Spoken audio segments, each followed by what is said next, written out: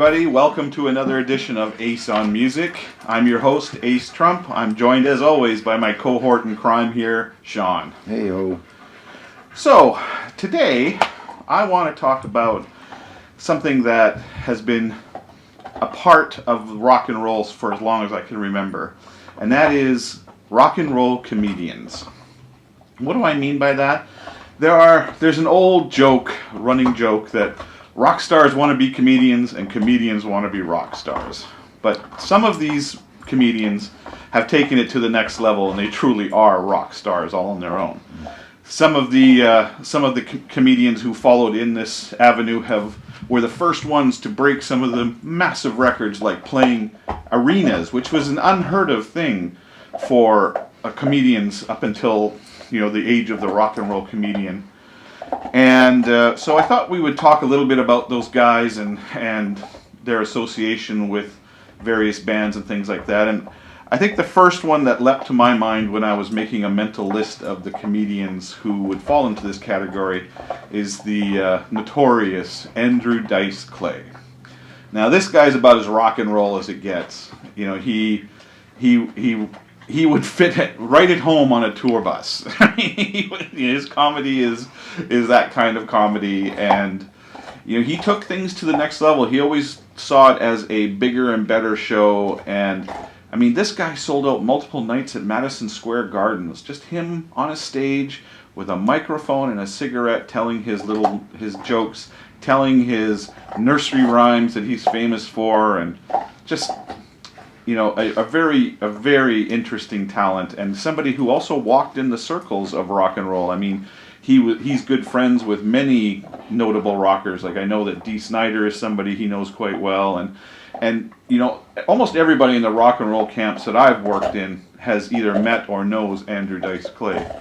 Now, I only ever got to see Dice perform once, and it was early on in my time in Los Angeles. Some friends took me to one of the clubs in LA here. I think it was the Laugh Factory.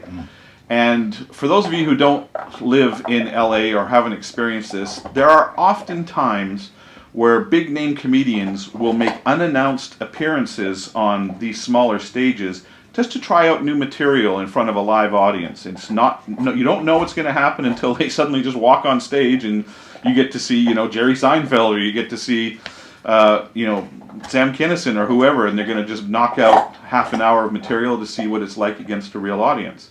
And I was lucky enough to see Andrew Dice Clay come and do that one night, and it was pretty amazing how that guy runs a crowd.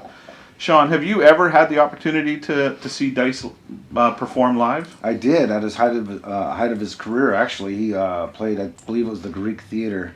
It was hilarious, man. They had a bunch of police officers up front, and as soon as he walks out, he's talking about pigs and bacon and cops, and then you could just see them all getting embarrassed. It was just funny as hell. It was a great show. Yeah, in fact, I came a little bit late to Andrew Dice Clay, because I just didn't even know he was part of the scene for the first few years of his success. And it was actually my brother who had brought him to my attention very unexpectedly one day. We were walking downtown to the town that we lived in, and we were standing at a crosswalk, and there was this very attractive lady on the other side of the crosswalk, and he went into one of Dice's routines, how he talks about women. I'm not going to repeat it here for obvious reasons, but it made me laugh so hard. I knew right then and there that I had to check out this guy. And even, I don't know if you follow the kind of stuff that he's doing now, but he's actually become quite a serious actor. Mm-hmm. He's a very talented actor. Yes, he did that film. You want to talk about rock and roll crossover? Do you remember The Adventures of Ford Fairlane? It's hilarious. Have you seen that movie? Yeah. And he had big rock bands of the day, especially doing songs on the soundtrack. I remember Motley Crue was on there, and I don't remember who else off the top of my head. But that was, even the big scene at the end was him trying to rescue Jimi Hendrix's guitar as it was being on top of the Capitol Records building or something like that. But yeah, Andrew Dice Clay. But now, I saw him in something just recently where he played a gangster of some kind.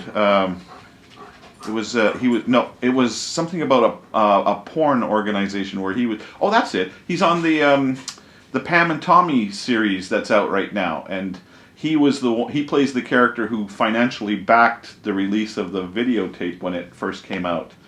Very different role for him, but he also did a little reality TV show a few years ago. Did you ever catch any of that? No, I have not. It was. I'm not a big reality TV show fan unless it involves Gordon Ramsay or something like that. But it was actually very entertaining. I was disappointed when it didn't continue because I found it very interesting. Because here it focused on the idea of Dice making a big comeback because he had kind of waned a little bit out of the comedy scene for a while there, and this was us kind of watching him return to the big leagues, and I think it was cool. Mm-hmm. But from Andrew Dice Clay, I think the next thing that really struck me as a rock and roll comedian, and maybe arguably the greatest rock and roll comedian of all time, Sam Kinnison. Yeah, rest his soul, man. Rest his soul, yeah. Indeed. Everybody, it's amazing that this guy who was partied harder than almost any rock star I've ever met and was in with all the rock stars. He even made records and rock videos, and I mean, everybody knew Sam. And his comedy styles were just in a class of their own. He was just amazing. But he partied like crazy. Everybody expected the headline to hit almost any day. Sam Kinnison died from overdoses and things like that. No. How does he die? He's on the side of the freeway heading out of town, breaks down, pulls his car over, and then gets hit by somebody as he's trying to get his car repaired or something like that. That's horrible. Just a senseless death. Senseless. Yeah, I heard some crazy stories about his partying, man. Yeah? Like? Well, something I probably shouldn't be talking about, but yeah, just, how he's up for days and doing strange stuff, and, I think we talked about this before. Well, the thing that's interesting about Sam Kinnison, for those of you who don't know, he started off as a preacher. Mm. He was huge he was in the notch of the Bible Belt, as he likes to say. And, if you ever see his comedy style and his delivery, you can see where his Baptist church style reverend delivery of the eulogies and things like that really comes across in his comedy. Really excited up there, lots of energy, just getting people whipped into a frenzy into whatever he was talking about. And, and notoriously dating all of these hot models later on, and the crazy stuff that he would get into.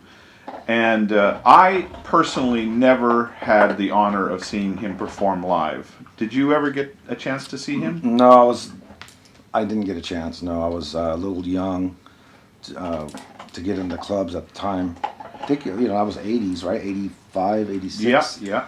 So yeah, I wasn't, I think a lot of the clubs were 21 and over. Most of the clubs I see them, but I didn't really get into them until after pretty much just a little before his death. So I would have definitely went and seen him. Well, I think what was interesting to me was that, he would play the same places early in his career that the rock stars that I was into would play. I remember watching his live concert videos many times, and there was one where he does a whole sequence about the Rainbow Bar and Grill, which anybody who's into rock and roll in LA, that's the hangout. And he was talking about the Rainbow Bar and Grill, where the possessed meet and greet, things like that. And he was performing in the Roxy at the time, which is a venue that has hosted so many shows. I've done many shows at the Roxy with the artists that I'm affiliated with. And so it really showed that he was kind of part of our team. And even I've known photographers who worked with him, and I mean, he was as rock and roll as any rock star I've ever known. And to the point where he actually did, on one of his comedy albums, he actually recorded some covers of rock and roll songs, and he had, big name rock stars in that video. I know he did a cover of the song Wild Thing. And his girlfriend at the time, Jessica Hahn, was the ubiquitous 80s style, video chick, as the Bundy girl from Married with Children used to say. But they had, I think Alice Cooper was involved, and there was, I think, Joe Perry and a bunch of other big name rock stars were all in the video. But he, even though it was a cover of another song, it still was truly a Sam Kinnison song. I mean, he used his style of delivery, and he loved shouting a lot. Ah, ah, ah. He'd always be shouting at the crowds and things like that. So yeah, I mean, if you haven't availed yourself of Sam Kinnison, and as long as you can handle some very blue humor, he's definitely in my top 3 of all time. I mean, he's just a genius comic, and I was so sad when I learned the news that he had passed. Yeah, that was sad. Do you have any rock and roll comedians that struck you? Well, I mean, you weren't joking when you say comedians and rock and roll and comedians go hand in hand. Because what about musicians that actually started out as musicians and went to comedy? Look at Tommy Chong from Cheech and Chong. Oh, what a great example! And then Steve Martin, right? He was a banjo player before he was a comedian, right? Indeed, and still is. Yeah, that's right. He's a really good one too. Really good. And then you talk about genres of music that are comedians too. Like think of bands like Tenacious D, Jack Black, True. Another great example. That's metal, and then Tenacious D and Jack Black and Chris Gass or whatever his Kyle Gass. Kyle Gass, thank you. And Steel Panther, metal, I mean they're funny guys. They write great songs too. You mentioned Cheech and Chong. I mean that's a fantastic example. I even think back to, not many people know this, but Cheech and Chong, when they were first really becoming a kind of a hit comedy team, they played a lot in the kind of rock and roll venues in LA. I mean, when they eventually made their first movie, Up in Smoke, it was entirely bankrolled by the guy who owned the whiskey, and his name Whiskey or Roxy? Whiskey or the Roxy, one of them. Yeah. Anyway, he produced this film and he got it made. He believed in them and basically helped them launch their superstar careers. And then when you look at their second film, Cheech and Chong's next movie, I mean, there's scenes where Cheech and Chong are both doing musician stuff. I mean, there's a classic scene where Chong is playing the guitar so loud that it's making the plants next door wilt, things like that. And then there's also the songs that Cheech would sing in there, like Mexican Americans. That was just hilarious. So, yeah, definitely a great example of rock and roll comedians right there. Cheech and Chong, for sure. Yeah, and they have the different genres of music too. Like, I don't know if you ever heard of They Might Be Giants. Oh, of course. Oh yeah, they're hilarious. But their music is versatile with, speed metal, heavy metal. I mean, it's just a big mix of things. Spinal Tap, good example. Spinal Tap. I mean, one of the great rock and roll comedy films of all time. Right. I mean, it is ubiquitous on tour buses. I don't think I've ever been on a tour where it isn't watched at least a half a dozen times. And it truly was genius. It was a genius film. If you haven't seen Spinal Tap, then you've really done yourself a disservice. So that's a great thing to point out. Yeah, Spinal Tap. What about bands like Dred Zeppelin, or how about Bowling for Soup? Well, Dred Zeppelin, I mean, yeah, I could see that to some degree. I mean, for those of you who don't know, Dred Zeppelin is this kind of niche band where they take Led Zeppelin songs, but they perform them to a reggae beat. And the lead singer is a guy who dresses up. He's a heavy-set guy who dresses up like Elvis. And what's he call himself? He has a funny name too. I forgot, man. Elvez or something like that. I can't remember what it is. But yeah. I mean, a good example. Another one that leaps to mind, of course, is what we just happened to be talking about in conversation yesterday, was Green Jelly. If you ever saw it, go see their version of Three Little Pigs on YouTube, and you'll see a funny band. Yeah, they used to be called Green Jello, right? And then they got sued by the Jello company. Yeah, you mentioned that to me yesterday. I didn't know that one. Yeah. They had to change it. So there are albums out there that say Green Jello on it. Well, there you They go. become collectors. I did get to see them once live, and it's a hilarious show. I don't think that they're a going concern anymore, but Right. if you ever get the chance, I highly recommend it. So Ace, what about rock stars that are comedians by nature? Like, I don't know, like just say Keith Moon. That guy was funny as hell, right? And He was. Really good drummer, and Ozzy's funny. Ozzy can be, yeah.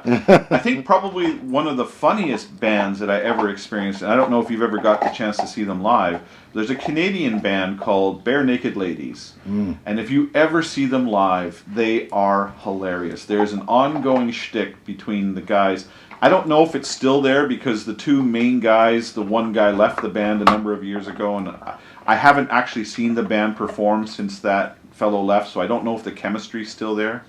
But I mean, this band had a number of big hits earlier in this decade, or earlier in the 2000s, and I remember one song about something about a Chinese chicken and all this stuff.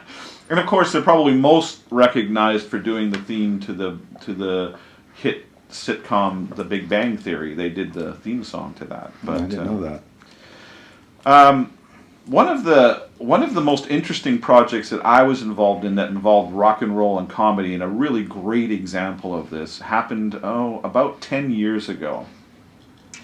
A comedian whose name is Jim Norton. For those of you who don't know him, Jim, he's one of those comedians who, he does very well on his own. He never found the right thing yet to break him out, but that could still be happening soon. But back about 10 years ago, HBO tapped him to host a late night comedy show once a week where they were going to have comedians come on and do their bluest humor. And that's how they pitched it. I think the show was called Down and Dirty. And so these comedians were going to come and do their dirtiest material and just have a great time. And there was a lot of big name comedians who participated in this. I mean, not only did Jim do his stuff, and he's a very talented comedian, but I think he did some of the earliest appearances of Amy Schumer. If you've never seen Amy and her show that was on the Comedy Network for years, she's got a real dirty sense of humor, but she's hilarious, and it was a really great show. But this show Down and Dirty that he did, he wanted to make this a real rock and roll thing, and Jim is a big rock guy. And so he had a band, kind of like Jay Leno has his band or whoever. And the director of the band, none other than Lemmy Kilmister. Okay. So I was working with Motorhead at the time, and the manager for Motorhead asked me if I would help be involved in this project and basically come along and view the videos with the various people who were involved with the HBO and the agents and managers and all that stuff, to give our opinion whether we thought it was working out and if this was something that Lemmy should be involved in. And I think the show only lasted 4 or 6 shows or something like that, because I guess not as many people wanted to see the really, really raunchy humor, but those shows were just amazing, and I really wish it had gotten more of a chance to breathe. But I know, speaking to Lemmy about it, that he had a blast doing it. It was a lot of fun for him, and it was something a lot different than he'd done in the past. So, Hey, do you remember the movie Hardware, where he played the taxi driver in a toxic wasteland? Yeah. That cracked me up. Yes. Just smoking a cigarette and driving. He was in more than one trauma film. Okay. I think that he was in one film. They tapped him to be the narrator for the whole thing. Oh, that would be cool. And I just don't remember the title. And of course, he also did that movie Eat the Rich, which that was funny, which was hilarious as well. But yeah, so the next ones I wanted to talk about were actually one of them is a friend of mine, and the other one is somebody who you'll all know as well.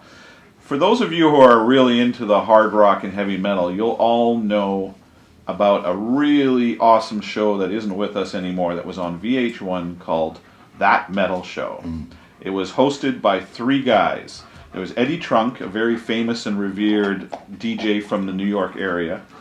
There was Jim Florentine, a successful comedian who had he was really big into rock and roll. and another up and coming at that time comedian named Don Jameson, who also was heavily into rock and roll. In fact, to show you how rock and roll Don Jameson is that when he started putting out comedy albums of his material, it came out on Metal Blade Records. Right. Okay, one of the heaviest labels out there. I love that show, man. I wish to get their crap together and get it back on the air. Oh, it was so good. Yeah. It was so good. And it did run for like 10 seasons or something like that, but not enough. I was lucky enough to participate in a few of the shows with some of the artists that we represent. But I will tell you a little story about Don Jameson, which is one of my favorite tales. So back about 2012 or 2013, somewhere in there, we were on tour in the U.S. with Thin Lizzy. And we were in New Jersey playing, I think, the Starlight. And Eddie Trunk got a hold of me and said he wanted to come down to the show. So we put him on the guest list, and he asked for a couple of pluses or whatever. So he came down in the afternoon, I think it was just after we did the sound check, and I brought him upstairs so he could hang out with the guys. And I asked him if as I was taking him up, I said, "Oh, did either Jim or excuse me, Don come with you tonight?" He said, "Oh, Don did. Yeah, Don's downstairs on the dance floor with the singer from Accept." I went, "Oh, okay. I want to go meet this guy. I gotta meet this guy. He's one I had never met him before." So I went down to the floor in front of the stage, and they were there. The two of them were chatting, and so I walked up, and I didn't want to interrupt their conversation, so I stood there and waited until there was a natural break. And then they both turned to me, and I said, "I'm sorry for interrupting. I just wanted to introduce myself. My name is," and then Don said to me, "Ace Trump." And I went, "Oh, you know who I am?" He says, "Know who you are? I've been following what you've been doing for years." And I went, "Yeah, right, And he goes, No. You ran the Motorhead website and did the Overnight Sensation newsletter, which I loved. And then, you manage Thin Lizzy now, and you do that." And he was just like reading off my resume or something like that. And it was quite humbling, let me tell you that. But Don turned out to be just this awesome dude, and we get along great. I love seeing him whenever we get the chance. He's just such a nice guy and such a very, very funny dude. And of course, Jim Florentine, who was also on the show. I've met Jim a couple of times. I don't really know Jim, but he is quite a successful comedian as well.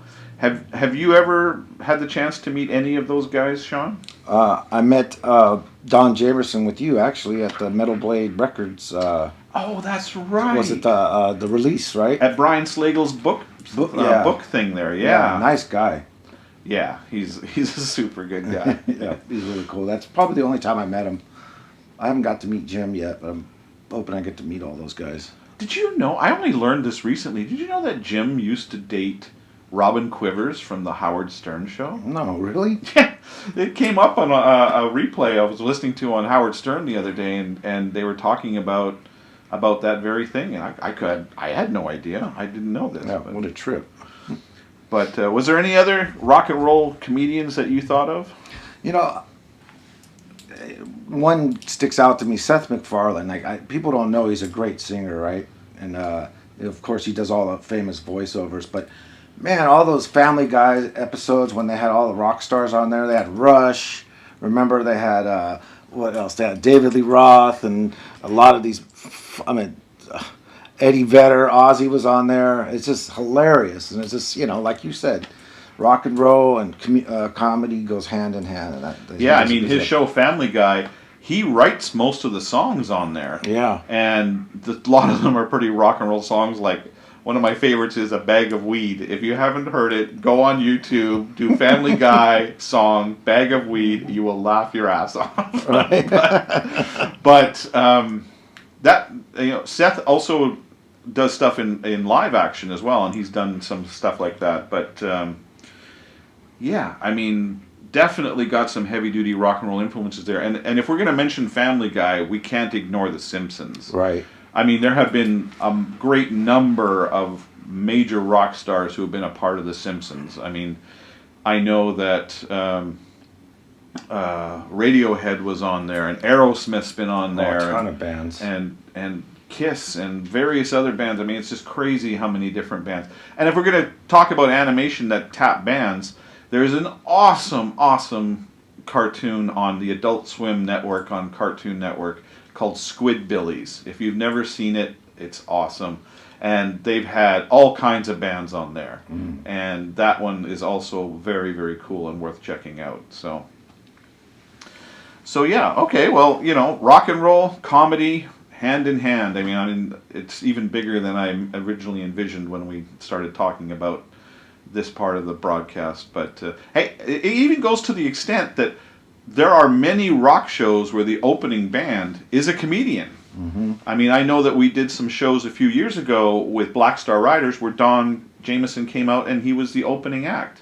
And he just traveled with the band and all that sort of thing. He's just, they go hand in hand. They are brothers from another mother, as it were. Right. Yeah, Mr. Bungle did the same thing. Neil Hamburger came out, and I don't know if you know who that guy is.